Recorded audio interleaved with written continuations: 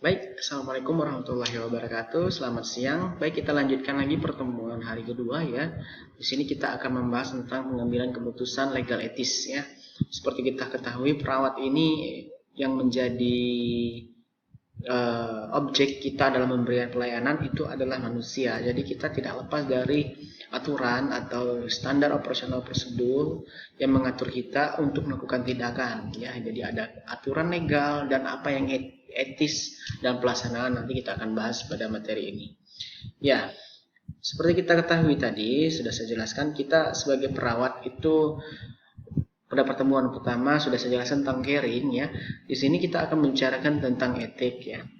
Di materi ini ada definisi etik yang menurut Raskar dan David ini dari bahasa Yunani, dia menjelaskan bahwa etik itu adalah kebiasaan atau mode perilaku atau standar yang diharapkan dalam pelaksanaan tindakan kita. Nah, etik itu adalah suatu tindakan yang mempelajari apa yang baik dan apa yang buruk. Jadi di dalam etik kita akan melihat apa yang sebenarnya pantas, apa yang sebenarnya tidak pantas, dan apa yang baik dan apa yang buruk. Oke. Kemudian di dalam etik juga ada etika. Nah, berbeda di sini. Etik apa, etika apa, atau juga ada etiket. Nah, nanti kita bahas ya. Kemudian etika ini dalam definisinya itu adalah ilmu ya tentang kesusilaan yang menentukan bagaimana sepatutnya manusia hidup di dalam masyarakat sesuai aturan atau prinsip-prinsip yang menentukan tingkah laku baik dan buruk. Nah, di dalam etika ini kita melihat apa yang baik dan apa yang buruk dilaksanakan. Nah, nanti kita hubungkan dengan keperawatan. Nah, tadi kita sudah membicarakan tentang pengertian etik. Selanjutnya kita melihat dari prinsip-prinsip dalam pelaksanaan etik. Nah, ini ada beberapa prinsip ya. 1, 2, 3, 4, 5, 6, 7, 8. Ada 8 prinsip dalam etik. Nah, yang pertama otonomi. Nah, seperti kita ketahui otonomi daerah ya. Otonomi itu artinya dia memiliki hak atau kemampuan untuk sendiri ya. Otonomi dia otomatis dia bisa memberikan keputusan sendiri. Nah, kemudian berbuat baik. Nah, dalam prinsip etik kita juga dalam pelaksanaannya itu adalah memberikan manfaat atau berbuat baik. Kemudian yang ketiga ada justice, keadilan. Nah, dalam kita hubungkan dengan keperawatan, dalam pelaksanaan asuhan keperawatan kita harus memperhatikan prinsip keadilan. Yang keempat itu tidak merugikan atau non-maleficency. Artinya dalam pelaksanaan asuhan keperawatan tidak melakukan yang dapat membahayakan atau merugikan pasien ya. Yang keempat itu kejujuran. Nah, kita lihat di sini ada ya kejujuran atau veracity. Nah, di sana dalam pelaksanaan asuhan keperawatan kita kepada pasien kita harus jujur. Jujur dulu bahwa apa yang kita lakukan benar adanya berdasarkan hasil pengkajian. Nah, misalnya contohnya kita menjelaskan kepada pasien bahwa ibu mengalami penyakit ini dan kemungkinan berdasarkan dari prognosis seperti itu. Jadi harus ada kejujuran. Contoh lain nanti juga kita akan membicarakan dilema etik ya. Silakan ditulis kasusnya seorang pasien HIV/AIDS ya, dia datang ke rumah sakit dengan keluhan mencret ya, diare atau BAB sudah hampir 5 hari tidak sembuh, kemudian terdapat sariawan.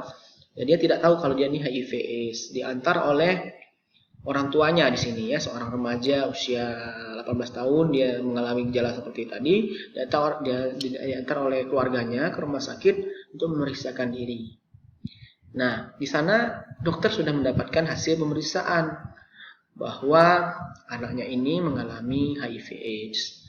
Nah, sebagai seorang perawat atau sebagai seorang medis tenaga kesehatan, kita harus mengatakan apa adanya ya. Nah, menurut kalian bagaimana kasus tersebut? Silakan nanti kita diskusikan.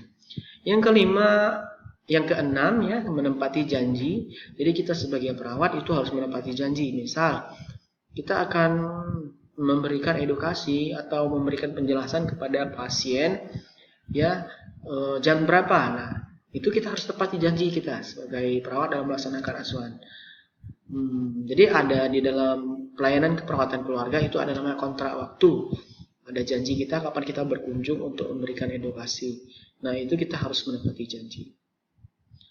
Yang ketujuh itu ada confidentiality atau kerahasiaan. Nah, tadi kita lihat kasus HIV/AIDS ya, sebenarnya itu rahasia nih.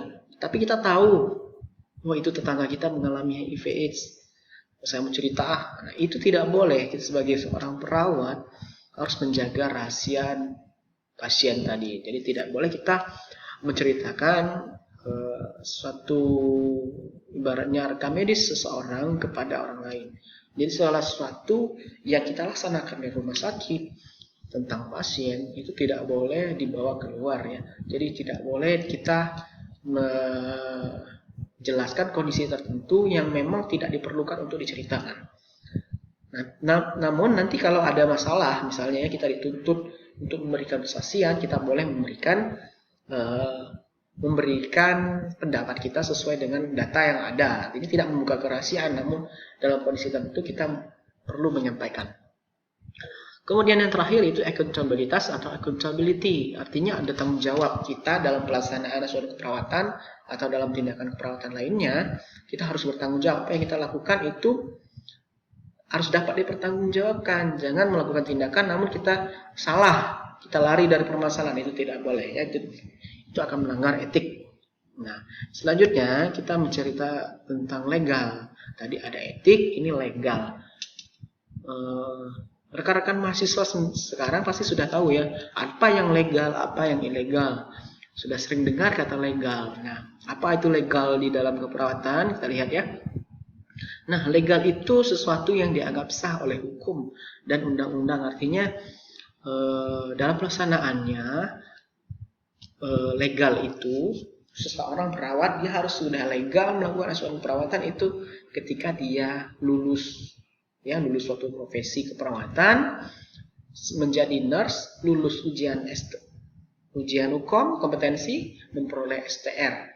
STR-nya itulah sebagai SIM-nya untuk melakukan tindakan secara legal. Ya, itu pengertian legal. Nah, kemudian perawat perlu tahu tentang hukum mengatur praktiknya untuk mengatur praktiknya ya. Contohnya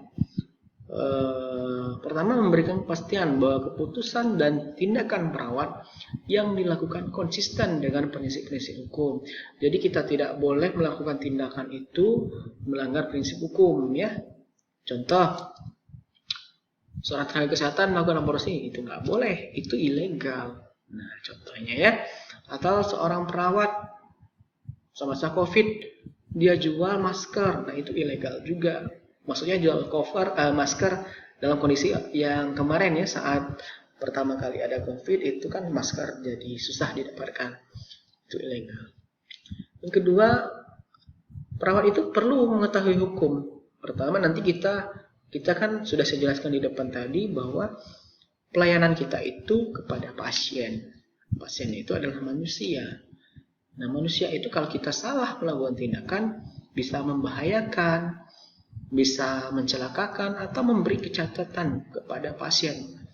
Kalau kita salah melakukan tindakan, harusnya ada hukum yang melindungi kita. Alhamdulillah kita sudah memiliki undang-undang keperawatan ya, yang mengatur kita dalam bertindak. Nah, jadi penting sekali aturan itu kita pelajari. Nah, berbagai aspek legal dalam keperawatan ini bisa dibaca ya, fungsi hukum.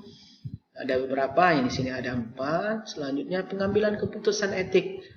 Ya, dalam kondisi tertentu misalnya kita di rumah sakit, kita melihat ada pasien yang sekarat, namun dia dirawat di ruang ICU tidak mempunyai biaya lagi. Bagaimana kondisi kita sebagai perawat bahwa orang tuanya sudah pasrah, tidak bisa lagi, namun alat-alat tadi tidak bisa dilepaskan karena dia masih tergantung. Nah, itu yang perlu diperhatikan juga dalam pengambilan keputusan saat kita memberikan asuhan keperawatan.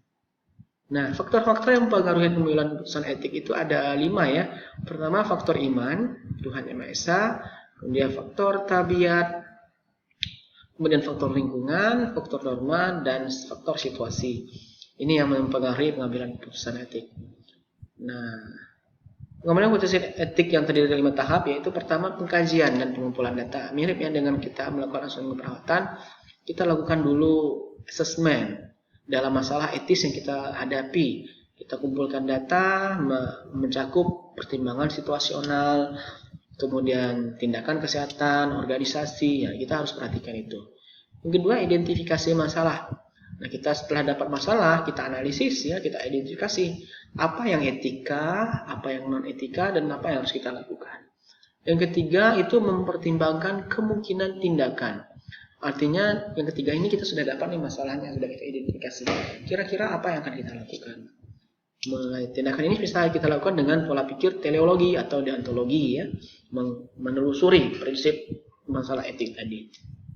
Oke, sekian kayaknya cukup untuk masalah etik tadi. Semoga dapat dipelajari di modul. Nanti silakan baca modulnya. Nanti saya akan share ya. Nah, pengambilan keputusan legal etis ini nanti ada tugas. Silakan lihat di modul. Semoga dapat bermanfaat. Saya akhiri. Assalamualaikum warahmatullahi wabarakatuh.